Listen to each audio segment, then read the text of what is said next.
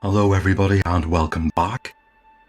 And when we last left off, Liz was facing this long corridor and the chief of the Thieves Guild had closed the door behind her and pointed to a note on the wall which had been stabbed there with a dagger, and the note says, "Watch your step."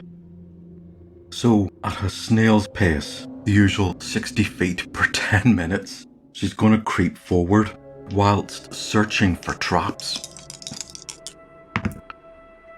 And she throws a 13. Yep, and there's a tripwire here, so she can step over that one. And she creeps on. What about the next one? Oh no, that is a 65. As she walks forward, her ankles catch this one. And she takes 1 point of damage. She's down to 20. Cursing herself, she moves on, still constantly looking at the ground. And that's a 45, and her find traps is 40. So no, she gets pranged by that one as well. And the small dart comes flying out and stabs her for another 1 point. So she's getting off quite lightly. So that's taken half an hour just to get here. There's another note on the wall that's been held in place with a dagger, and it says, "Climb or drop." And there's a doorway here, so she walks slowly along it, searching for everything. Up ahead is a trap, but this one is so obvious, it's a 20% bonus to find it.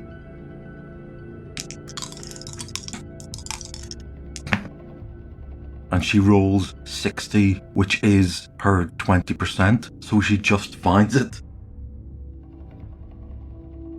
And this is a pit trap, and the reason that it's easy to find is because there's another test, but she laughs. Well, as much as you can laugh, because she has seen a pit trap like this underneath the monastery in Guido's fort.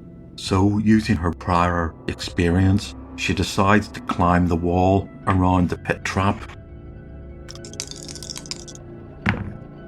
And she throws a 79, which is more than enough because her climb walls is 92. So she makes it around the pit trap and drops to the other side. And there's another note on the wall. This one says either creep forward or run back. She's going to try and move silently roll. And she throws an 82. Right, now that does not work. So as she comes around the corner, there's an ogre sleeping in that corner. Now because she hasn't made her move silently roll, the ogre starts to stir, so she realises she has been heard. So that leaves her with the second option of run back, so she has to run back again. As this ogre slowly wakes up.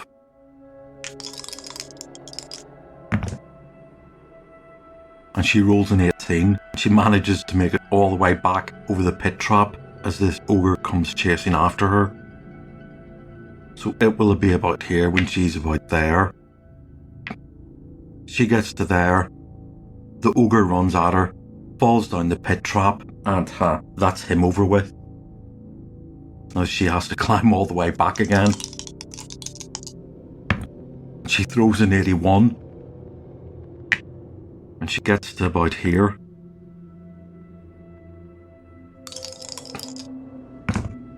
She makes that move silently roll.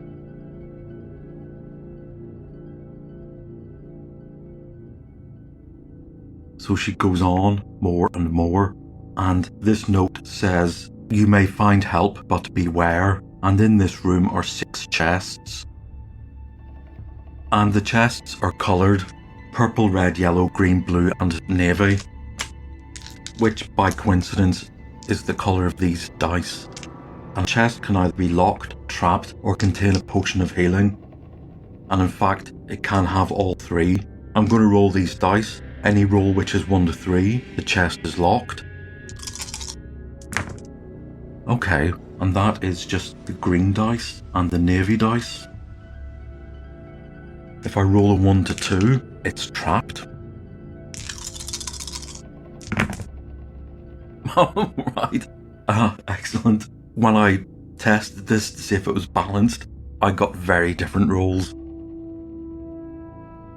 And if I roll a 1 to 2, then the chest contains a potion of healing. Like that. And there's 3 times. Okay, let's see how she does. That turned out to be much, much easier than I anticipated. Oh well, it's random. So she's going to search chest P for traps. And she finds the trap. So she opens it with her sword, the little poison needle shoots out, and this chest is not locked, and inside is a potion of healing. She moves on to the red chest. She doesn't find any traps, but she opens it gingerly anyway. It is not locked, and this chest is empty. She moves on to the yellow chest. She doesn't find any traps, opens it, and it's not trapped, and this one is empty. She moves on to the green chest. And again, another successful roll. She doesn't find any traps. She can't open it though, so she has to unlock it. And she fails to unlock it, which is a shame. That one had another potion of healing. She goes over to the blue chest. She doesn't find any traps, but it doesn't matter because when she opens it, this chest is also empty. And she moves on to the navy chest. Well, she doesn't find any traps. What a shame that these weren't trapped more often, because she would have discovered them every time. So she tries to open it with the tip of her sword. It's locked. And she fails to open that lock, which is a shame because it has another potion of healing. And so she moves on to the next notice on the wall. And this note says, "Listen up, no backing away." So she's going to move down here. She's going to make a move silently roll. At 68. Nope, that's not good enough. She's going to get to here. She's going to try and listen. She fails to listen.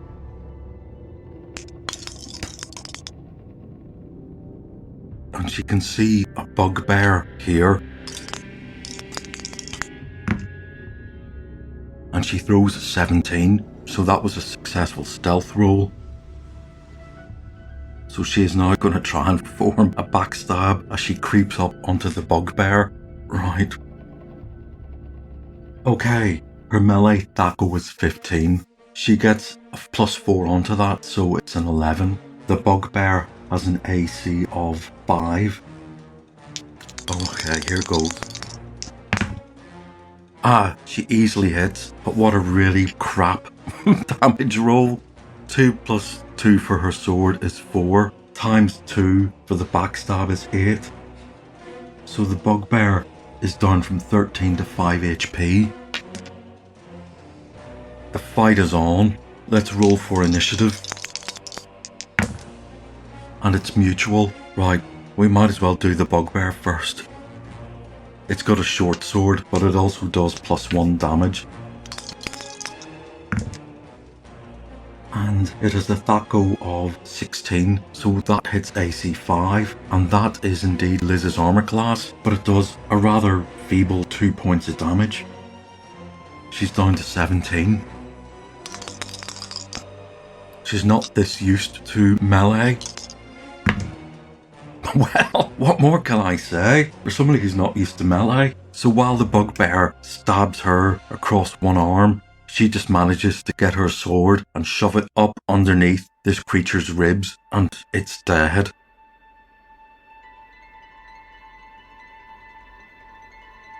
So she's going to have to stealth on again.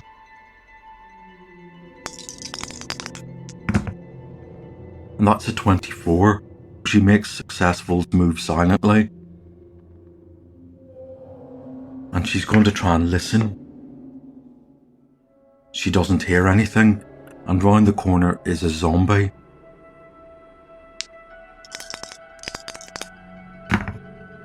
That was a successful stealth roll, so she's going to try and backstab the zombie. Luckily, it is looking the other way. Right. Now, the zombie only has an AC. It has an AC of 8. So... Right, so she hits it, and she does 4 plus 2 is 6 damage, times 2 is 12. This zombie had 11 HP, so she stabs it in the back, and it just collapses.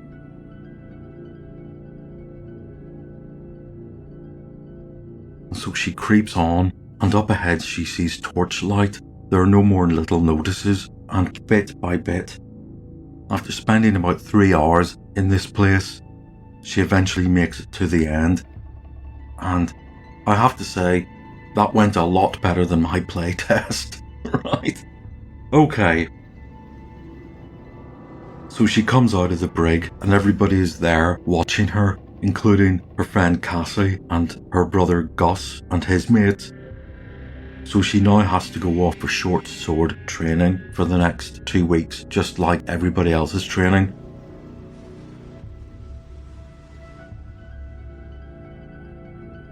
Because she's passed through the brig and successful, when she goes for her training, I'm going to give her a 20% bonus. So if she throws less than 90, she has passed her training. And she throws a 76, which would have failed under normal circumstances, but she passes this time. So that is that escapade over, and Liz has gone up in the estimation of everybody on Fogor Isle. She is in with the Thieves Guild. Will that have any ramifications for the upcoming adventure? Don't know. But she is going to have to spend her daytimes training with the other thieves, while the rest of the party are training in the barracks. And well, let's see what they get up to in the late afternoon when they meet up again. The morning's training is over. Liz has made it through the brig, and she's going to meet the boys in a tavern called the Hook and Hatchet. It's near the gatehouse. The module tells us this is where the soldiers hang out, including Sergeant Arthhole. Now, I don't have a lisp, that is Arthhole. Right. And the Hook and Hatchet, we're told it's by the gate, so I'm going to suggest that the barracks is very close to that. And also by coincidence, months ago, the Hook and Hatchet was the tavern that Malin sat outside with his spell book the very first day of these adventures, when the unnamed hero brought Belina back from being killed by Bargle, and so everything has come full circle. Liz is going to rendezvous with Malin, and they're going to meet their parents. You would have thought that would have been the first thing they would have done, but events kind of taken over them. Of course, when they were training with these soldiers, you can't help but introduce yourself and get to know each other. And while they're waiting, there's a bit of conversation going on. The party are not that open about their plans to find a lost valley, but they do ask about who's coming and going. The guards have not seen Golthar, but they have seen the striking looking woman with short black hair and blue eyes. Clearly not a common feature, so that's something to think about. Now Liz shows up and everybody disperses. Stephen can go back to Ben's house, which is here. Donard is going to go back to the temple, and his elders will have a word with him. And Liz and Malin are going to go back to their parents. And of course, when they get there, there's a real outpouring of both joy and tears. Mr. and Mrs. Carter, for the last few months, have no idea if their own children are alive or dead. And then suddenly, there they are at the front door. Now, the parents want everybody to sit down and tell them what's going on, and just tell them everything. Doesn't matter what they say, they're just glad to hear them. But Malin and Liz want to show them Ben's house on the idea that their parents will live there in much more comfort than the kind of hovel, well, it's not really a hovel, that they currently have. So they come to a compromise. They'll tell them everything as they walk along the streets. And of course, one of the first questions Mr. Carter has is, "Why didn't you write?" And Malin says, "But you can't read." The parents answer, "Yes, I know, but we could have taken the letter to a priest and he would have read it for us." And that never occurred to Liz and Malin, and yes, that is a point, so they promised to write more often. And by the time they fill them in with all the adventures and how well they're doing, they come to the nice part of town. Their parents say things like, "Oh, this is fancy." And they come to Ben's house and they say, "Oh, this is fancy." And they're shown inside. Mrs. Carter's like, "Oh, look at this." And Mr. Carter says, "Son, you've done well for yourself here." And they walk through the various rooms, go upstairs. They say hello to Stephen. They see Carrick in his room, and Carrick is setting up a little workbench. While everybody else is training for 2 weeks, Carrick is going to get his crafting tools out and he's going to start making things, and that's him happy. When the family go back down to the living room, Malin sits them down and says to his parents, "How would you like to live here? You've seen how many bedrooms there are." His dad says, "Well, what would happen to our house?" And Malin says, "We would sell that." Their parents go, "Oh, but..." And his mother starts to look a bit flustered, and she would say, "But if I were to leave the front door here, who would I say hello to on the street? Who in this area would want to talk to me? They would think I was the maid." Malin says, "But you're not that far away. You can get to your friends." And Liz says, "But sure, that old house is falling apart. There's holes in the walls and the roof needs repaired." And their dad says, "But I can get onto that and fix that." And Malin says, "Yeah, but you haven't, have you?" Their dad says, "Well, that's because I'm busy working. I've still got to earn a living." Malin says, "Business isn't that good." And their mother says, "Well, I couldn't really invite my friends round to this house. They wouldn't feel comfortable in it. They would like to sit somewhere where they're familiar." And of course, she's talking about herself not being comfortable in it. And so Malin and Liz say, "What, you mean you don't want to live here? You'd rather keep your old house?" Both their parents say, "I hope you don't mind, but yeah, we would." Malin says, "Okay, we'll pay to get it fixed. Okay, if you don't want to live here, we'll buy some nice new furniture for you and we'll pay to get the roof repaired and get the walls fixed." And Mr. Carter says, "I can do that, son, you don't have to." And Malin again repeats, "But yeah, you're not doing it." "I'll get on to it." And Malin just stares at the ceiling and gives a big sigh. And he thinks, "Okay, well, I would like to get this house repaired. Do you know anybody who's good at doing that, who needs the money?"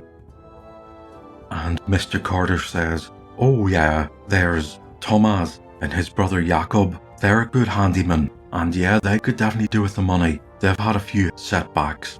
And Malin says, "Right, well, tomorrow morning I'm going to go to speak to Thomas and Jakob. I'm going to offer them a job. Do you think that will make them happy?"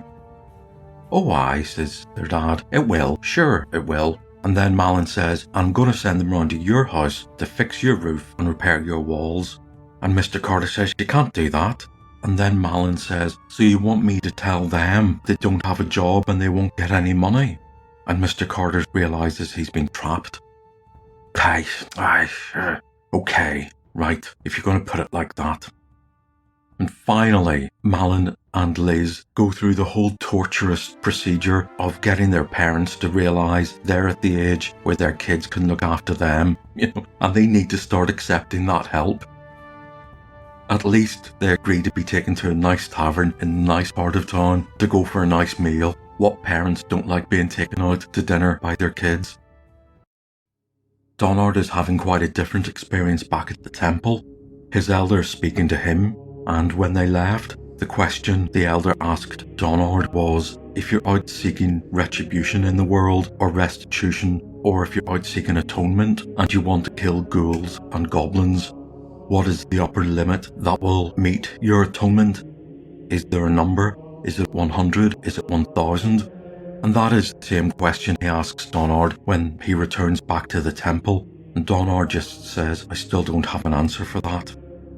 And the elder says, "Well, you must have learnt something. What have your adventures taught you?" And Donard falls silent. Now, Donard is a very private person, and he keeps his opinions to himself. When he does express his opinions, he does so in that rather blunt, tactless way of his.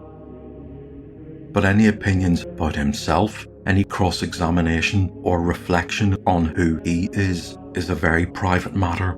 So the elder is asking him some very difficult questions. And then the elder backs him into a corner and says, "My son, anybody can go out there and kill goblins. You don't need to be part of the church to do that. If you want to receive the divine grace from the immortals and use your divine magic, then you have to offer something back. You must have found some inner spiritual purpose to your quest. And if you don't offer that up, we will wonder why you are in the church at all and whether you need to be in the church." And so Donard he stands up and he has to walk about the place. And eventually he says, "Yes, I have learnt something." And the elder says, "What have your adventures taught you?" And Donard, with a big sigh, just says, "The value of friendship." The elder is wise enough, he is a cleric, to realise that is all he is going to get, and that is good enough. So the elder stands up, pats Donard on the shoulder, and tells him to go back to his meditation, and then back to the barracks. And so that is the midday events over with, and everybody has to go back to training. And they're all going to rendezvous again at the Hook and Hatchet, and we'll see how that goes.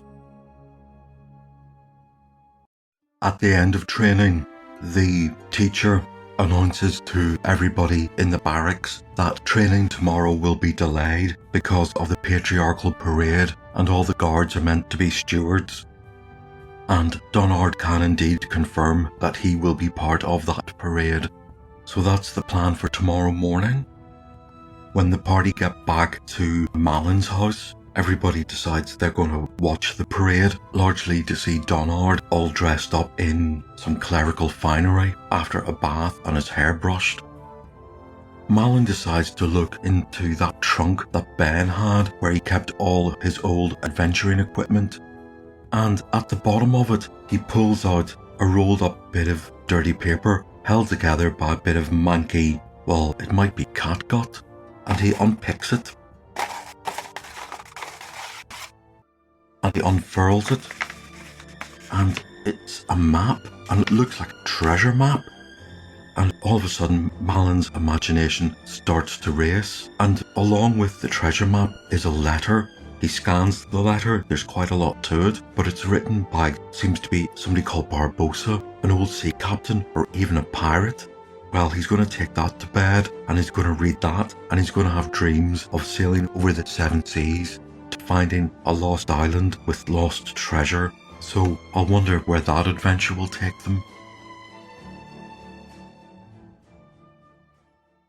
Right, tomorrow morning comes, and the party will assemble roughly here. Around the town square is far too busy, so they're going to assemble about here to watch the parade pass by. And we're told the clash of cymbals and drums resound down the street, accompanied by the blare of horns. White-robed clerics swinging incense burners lead the procession along the main street towards the temple. Next come the musicians and a detachment of town guards wearing their finest surcoats.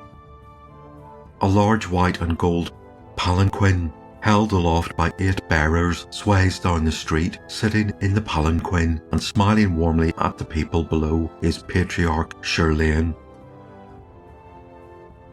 And if you remember, the Veiled Society began with such a parade, and Liz just rolls her eyes and thinks, oh God, this place wants to be specularum, doesn't it? But then they see Donard with his clean white robes and his hair brushed and parted to one side, looking like some kid that's been forced to go to Sunday school. And while everybody else is swinging their incense burner enthusiastically, it's pretty obvious from Donard's face this is not where he wants to be. And all the disdain falls away from Liz, and she just feels so sorry for him. Stephen gives her an elbow and says, look. The townsfolk gather either side of the street to cheer the patriarch as he passes. During the parade, the adventurers catch a glimpse of Golthar and Yolenta standing across the street from them. Golthar glares at them and moves back into the crowd, followed by Yolenta. The procession fills the street, making it impossible for the adventurers to push their way across. By the time they do get across the street, Golthar and Yolenta have gone, and no one saw where they went. Now what do you make of that? So trouble has begun to brew in Threshold, and we'll find out more next time. So I'll see you then.